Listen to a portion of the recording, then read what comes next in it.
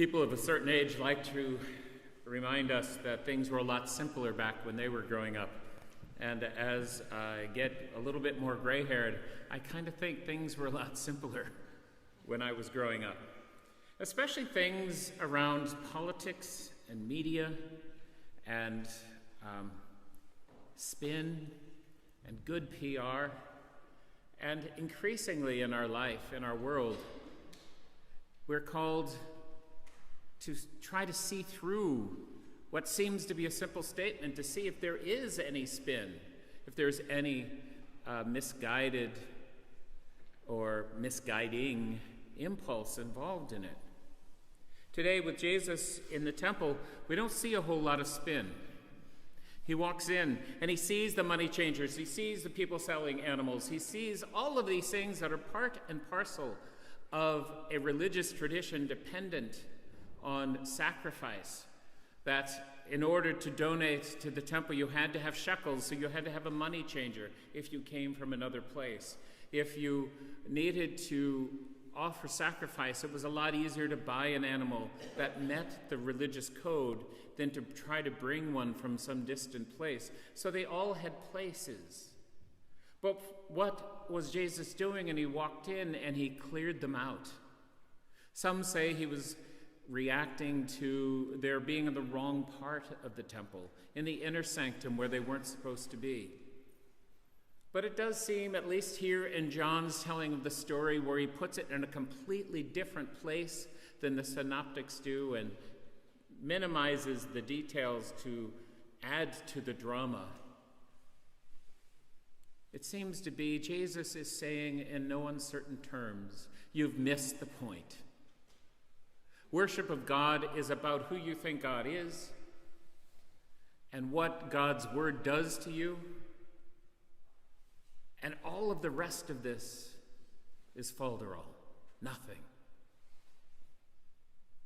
And yet, we juxtapose this moment in the Gospel of John right at the very beginning, right after the wedding feast of Cana, with another time he enters into the temple where he is docile, where he is allowing himself to be led to his own execution after brutal suffering of torture, so that we might have freedom and have life. In the cleansing of the temple, his disciples called to mind the phrase, "Zeal for your house will devour me," from the prophets. And in fact, that does seem to be what we're seeing here. Zeal for his Father's house devouring him. But we must say the same exact phrase about his entering into the temple again as he walked towards his death. And the zeal in this case may be the zeal of those Jewish leaders who, in their quest to honor God, destroyed Jesus. And that zeal also reflecting the zeal of Jesus, who so wanted to honor his Father that he allowed himself to be destroyed for our sake.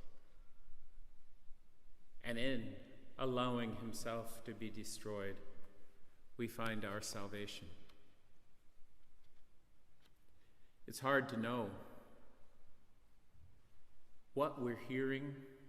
Sometimes it's hard to know what we should do. Is this a time? And it is a righteous action. It is an action of Jesus, and the church fathers remind us there's something to be learned in everything he says and does. It's hard to know. When is the time where we react with righteous indignation? And when is the time we docilely accept that which is coming our way? And in fact, the big theological statements in our life are the easy ones to accept and to live by. But how our faith tradition plays out in the world is far more complicated. How we react to everything that comes our way in society is hard. But we are called as Christians to live in the fullness of the redemption we have received from Christ, and to see everything which comes our way through the lens of salvation. St. Paul writes to the Corinthians tonight, a reminder for us all that we preach a crucified Christ. We do not preach a warrior king. We do not preach a distant God. We preach a God who loves us so much that he came into our world as one like us and walked to his own suffering and death that we might have life. And to others who don't understand it, it is a stumbling block. It is an obstacle. And the word used in Greek for stumbling block is the same root as the word used for scandal. It is a scandal because they don't understand it. But we who do understand it, we who move in that faith, we who see life through that lens, are called to reflect or to see everything through that lens and to try to own and become the fullness of what we believe so that others may come to know Jesus ever more fully. But we do know that in our world and in our life, we come across complicated issues that aren't always readily solved. Archbishop Farrell wrote to the church this week, asking us to care enough to ponder the implications of the proposed amendments to the 39th and 40th articles of the Constitution of Ireland. I think it's fascinating what he wrote. And he points in his letter to another document, also very brief, that he calls all Catholics to consider before heading to the polls on Tuesday. What he says is that voting is a way to show that we care about making society better. In Catholic social teaching, it's important to take part in the democratic process. The Catholic Church says that everyone should vote responsibly for the common good. We need to think about our Catholic values when we vote, the lens through which we see, and choose policies that respect human dignity, help everyone, and protect those who are vulnerable. He goes on to say, I'd like to take this opportunity to share the Church's ideas about marriage, family, and care. The Church has a strong tradition of valuing families as the foundation of society. Families teach us about love, responsibility, and solidarity, which prepares us to be good members of the community. Families also support and care for each other through tough times and help everyone to grow emotionally and spiritually. The Catechism says the family is the original cell of social life. Authority, stability, and a life of relationships within the family constitute the foundations for freedom, security, and fraternity within society. The family is a community in which, from childhood, one can learn moral values, begin to honor God, and make good use of freedom. He writes, marriage is the foundation stone of family.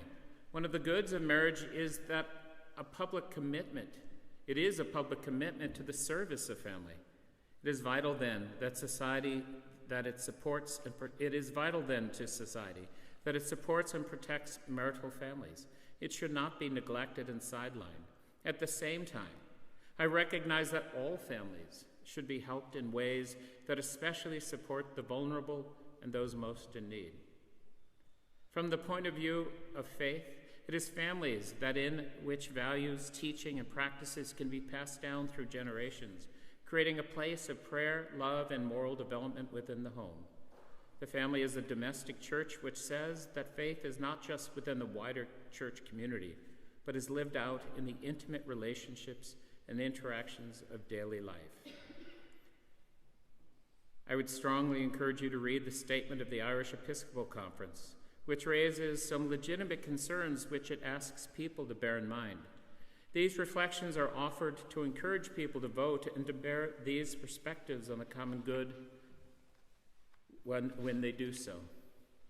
It is clear that there are legitimate differences of views on the proposed referenda.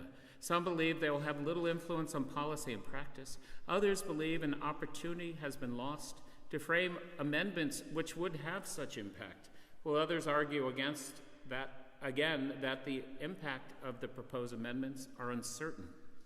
It is the duty of citizens to consider and evaluate these arguments and to take the opportunity to inform themselves on the issue.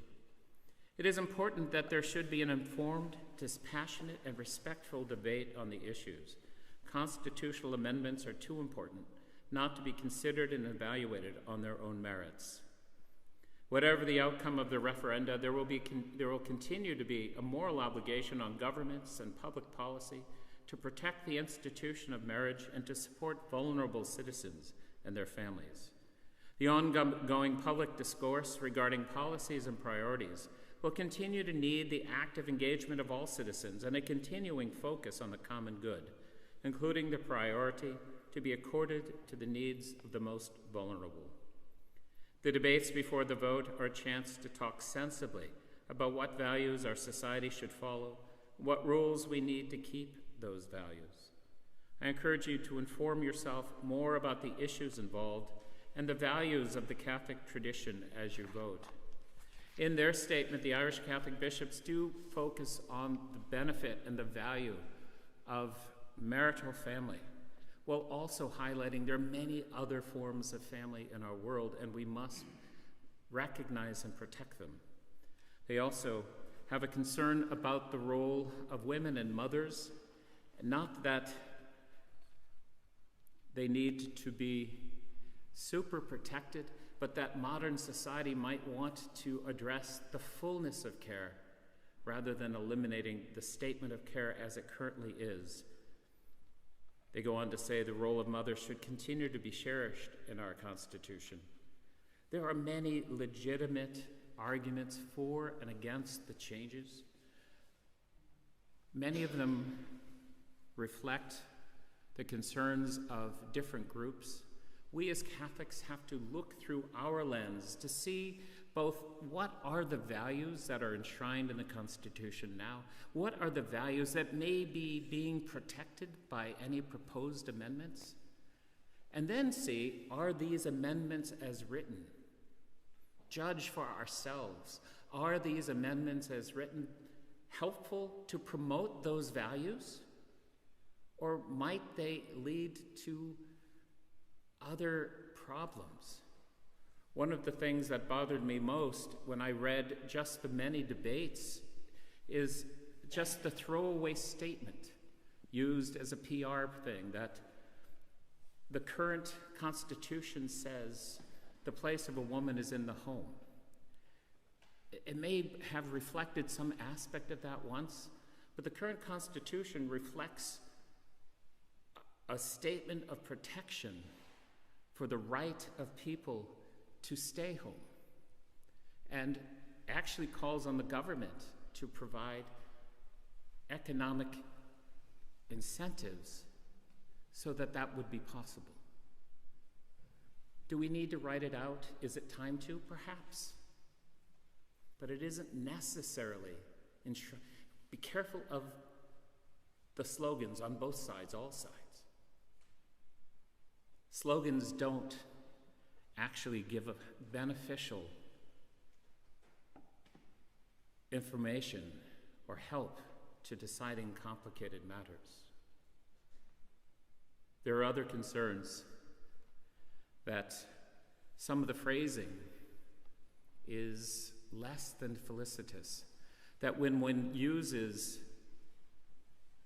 a phrase that is new, never used in legal thought before, as a way to be artful about the kinds of relationships that might be protected, we have to be not necessarily challenging the notion, but asking, is this the best language to use that would actually achieve what is being sought? There's no right answer.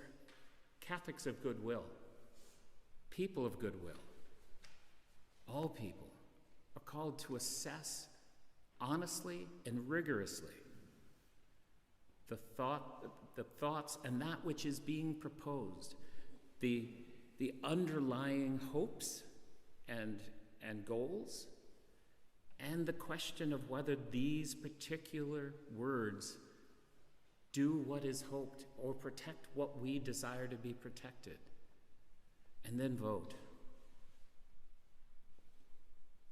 It's the responsibility of an adult. It's the responsibility of a Catholic adult. It's the responsibility of a Catholic adult who has formed their conscience. What we do know in the moral life, that when we stand at the pearly gates, it's not likely that we will be charged with any particular decision if we've done our best. What is likely is we'll be asked about those things we could have known or should have known when we acted. It's hard to believe a single vote is a moral act, but everything we do can be a moral act. Have we done the work we need? What Archbishop Farrell has asked, and what the Catholic bishops have asked, as do many other groups across society. Do your work.